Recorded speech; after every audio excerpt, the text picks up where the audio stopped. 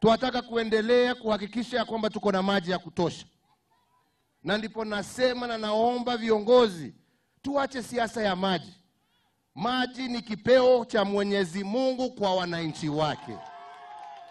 Ile inatakikana ni sisi tuje pamoja, tujue tutayatumia kwa njia gani kwa manufaa ya wananchi wa Kenya.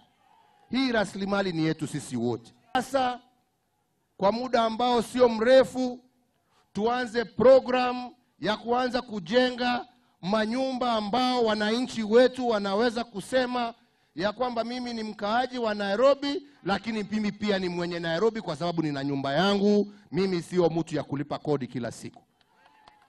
Tunaelewana wenzangu? Nataka kuhakikisha na kwa bei ya nafuu.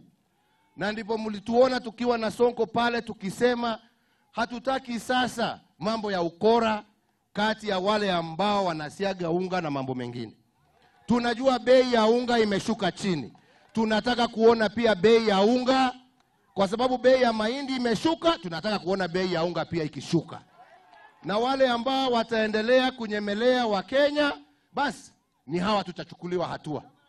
Fire stations zile mpya zinajengwa, hii yote ni support ya Mheshimiwa Rais through the Regeneration of Nairobi Committee. Mito yetu yote ya Nairobi tumeshirikiana na serikali na tumeanza kuisafisha. Wacha nimshukuru Rais. Hapa jirani soko ya Gikomba tayari national government imetenga zaidi ya shilingi milioni 500 ya kujenga Gikomba market.